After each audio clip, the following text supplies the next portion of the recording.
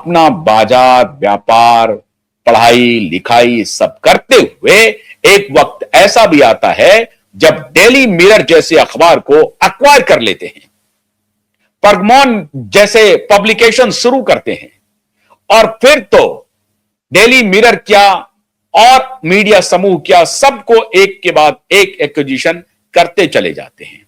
बहुत बड़े पब्लिशर बनते हैं, एकेडमिक्स में दखल करते हैं, बड़े बड़े राइटर्स के किताबें, प्रोज के, पोएट्री के किताबें ये छापते हैं, और अमेरिकी स्कूलों में स्कूल के जो टेक्स्ट बुक होते हैं उसका पब्लिशिंग करते हैं, और अमेरिकी स्कूलों में टेक्स्ट बुक सप्लायर का भी काम इनके पब्लिशिंग हाउस को मिलता है।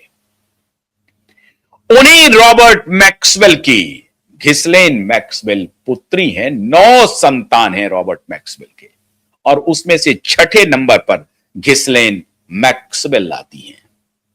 अब ये रॉबर्ट मैक्सवेल के बारे में कहा जाता है कि इतनी तेजी से जो इनका मेटोरिक राइज हुआ है, इसके पीछे 3 बड़ी एजेंसी है, और कहा जाता है कि ये ट्रिपल बड़े एजेंट थे। ट्रिपल एजेंट, केजीबी रसिया, MI6 इंग्लैंड और मोसाद इजराइल, ये 3 बड़े एजेंसी के ये ट्रिपल एजेंट थे। कौन? Robert Maxwell. और Robert Maxwell high flying parties के लिए मशहूर थे। वो अक्सर लंदन में पार्टीज किया करते थे, नाइट पार्टीज, और उसमें फिर वो राजघरानों के भी संपर्क में थे। प्रिंस चार्ल्स हो, डायना हीडन हो, एलिजाबेथ हो, मार्गरेट थैचर हो, नाम लीजिए आप। न्यूयॉर्क का वॉशिंगटन डीसी का वॉशिंगटन व्हाइट हाउस हो, और 10 डाउनिंग स्ट्रीट हो लंदन का, कुछ भी इनसे बचा नहीं था। बर्मिंघम हो, लंदन हो, वॉशिंगटन डीसी हो, न्यूयॉर्क हो, हर शहर में रॉबर्ट मैक्सवेल की तूती बोलती थी, और ये 3 खुफिया एजेंसी रॉबर्ट मैक्सवेल को रॉबर्ट मैक्सवेल बनाए जा रही थी। लेकिन रॉबर्ट मैक्सवेल की जो मौत हुई बेहद संदिग्ध स्थिति में हुई। कहा जा रहा है कि अपने वो याcht पे मूव कर रहे थे, एंजॉय कर रहे थे, आखिरी दिनों में उनके ऊपर मिलियंस ऑफ मिलियंस डॉलर का डेट था, और उससे वो उबर नहीं पा रहे थे। तो कहा जा रहा है कि वो समुद्र में छलांग लगा करके सुसाइड कर लिया। कुछ लोग कहते हैं, जो ऑटोप्सी रिपोर्ट है उसकी, उसमें कहा जा रहा है कि उनका हार्ट अटैक से मौत हुआ। लेकिन सच्चाई यह है कि रॉबर्ट मैक्सवेल के 2 बेटे को, जो कि उनके अंपायर को, बिजनेस अंपायर को संभाल रहे थे, उनको बाद में पुलिस ने इंप्लीकेट किया, गिरफ्तारी हुई, और फिर पूरा साम्राज्य ढह गया।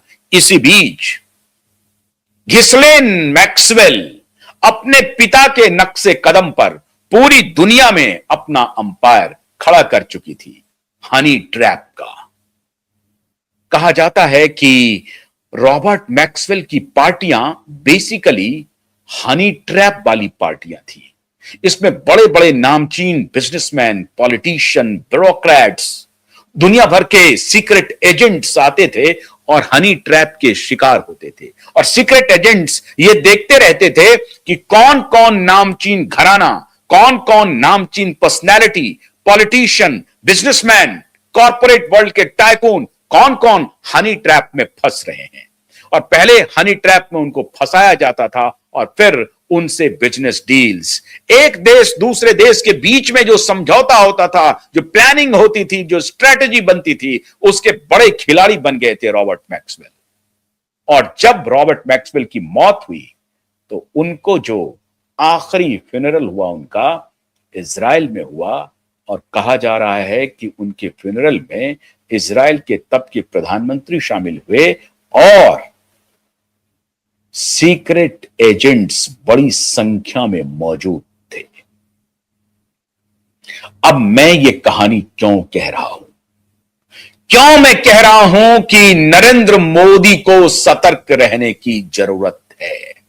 ये जाल बहुत ठीक से बिछाया गया है। एंड्रयू माउंटबेटन विंडसर की गिरफ्तारी अभी एस्केलेट करेगी, हवा बनाया जाएगा, माहौल बनेगा, और इसीलिए मैंने आपको कहा कि घिस्लेन मैक्सवेल असली खिलाड़ी है और घिस्लेन मैक्सवेल के पीछे मोसाद, MI6 और KGB, सारी खुफिया एजेंसी, इनके ऊपर आरोप लगता है। हालांकि यह आरोप FBI वाले लगाते हैं। कौन FBI? अमेरिकन। वो लगाते हैं कि ये जो रॉबर्ट मैक्सवेल हैं ये ट्रिपल एजेंट थे। सच्चाई क्या है इसे जानने समझने की आवश्यकता है, लेकिन इसमें कोई शक नहीं है कि रॉबर्ट मैक्सवेल एक न सिर्फ मीडिया मर्डोक थे बल्कि रूपर्ट मर्डोक के पैरेलल मीडिया मर्डोक थे। और खैर, आपको for the god sake reason, Rupert Murdoch भी बड़े चरित्रवान नहीं हैं और नहीं थे। बड़े रंगीन शौकीन मिजाज के थे वो भी। क्या पता रॉबर्ट मैक्सवेल के साथ कहीं उनका भी नाम हो। अभी तो 30 लाख मेल्स, वीडियो, मैसेजेस निकाले जाने हैं। तो कौन कहां पर कैसे फंस रहा है कहना मुश्किल है। लेकिन एंड्रयू विंडसर की गिरफ्तारी और फिर दुनिया भर में जहां जहां गिरफ्तारियां हो रही हैं, जहां जहां लोग का नाम आ रहा है, जिन जिन लोगों का एप्स्टीन फाइल में, उनके इस्तीफे हो रहे हैं। भारत में इस्तीफे का दबाव बनेगा, बनाया जाएगा। ये रुकेगा नहीं, ये और आगे बढ़ेगा। इसलिए नरेंद्र मोदी को अपनी खुफिया एजेंसी रॉ को एक्टिवेट करना पड़ेगा। NSA डोवल को अब एक एक मूव पे नजर रखनी पड़ेगी, क्योंकि प्लानिंग बहुत गहरी है। अगर मोसाद, KGB और MI6 या FBI ये बड़े बड़े सीक्रेट एजेंट्स इस ऑपरेशन को अंजाम दे रहे हैं, तो इसका मतलब है, आप देखिएगा, इंग्लैंड में कुछ नहीं होगा। अगर होगा भी तो बलि ले लिया जाएगा। एक प्रिंस है, वो प्रिंस के ओहदे पर था, वो ऑफिशियल कैपेसिटी में ये कृत्य किया था, तो बाहर दिखाया जाएगा कि एक फंक्शनल डेमोक्रेसी में देखिए, एक राजा को भी, एक राजकुमार को भी जेल के सलाखों के पीछे जाना पड़ा। क्यों? क्योंकि वहां पर फंक्शनल डेमोक्रेसी है। भारत में फंक्शनल डेमोक्रेसी नहीं है, इसीलिए हरदीप जी पुरी को बचाया जा रहा है। ये आरोप अभी और लगेंगे, लगाए जाएंगे, ये नैरेटिव अभी तीक्ष्ण होगा और इससे बचना बहुत मुश्किल होगा। जाल बहुत गहरा है मित्रों, बहुत गहरा जाल है। और हरदीप पुरी को अब मोदी जी को हटाना ही पड़ेगा। हालांकि हरदीप पुरी के उस तरह के कोई वीडियो नहीं आए, उस तरह के कोई फोटोग्राफ नहीं आए, लेकिन हरदीप पुरी को हटाने की पूरी प्लानिंग अंतरराष्ट्रीय स्तर पे हुई है। और अगर अब मोदी हरदीप पुरी को हटाते हैं तो एक प्रकार से एक्सेप्टेंस होगा। नहीं हटाते हैं तो कहा जाएगा कि देखिए इनकी ढिठई क्या है। दोनों तरफ से मोदी अब फंस गए।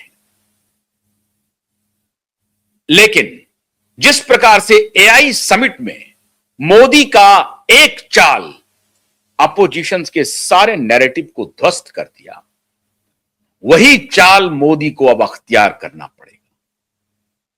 आप एक के बाद रणनीति बन रही है। अब फिर डोनाल्ड ट्रंप ने फिर कह दिया, अब यह संभवतः 11वीं बार है, लोग तो कहते हैं कि 26 बार है, 30 बार है, लेकिन यह फिर दोहरा दिया डोनाल्ड ट्रंप ने कि भारत पाकिस्तान के बीच उन्होंने दोस्ती करवाई। उन्होंने दोस्ती करवाई। और भारत का एक और डेवलपमेंट हो गया। अमेरिकी राष्ट्रपति डोनाल्ड ट्रंप का जो पीस बोर्ड बन रहा है, जिसमें अभी 50-56 देश शामिल हुए थे, पाकिस्तान भी था उसमें, गाजा के ऊपर, यूक्रेन के ऊपर, यूक्रेन रशिया के बीच में पीस बोर्ड बनाया जा रहा है।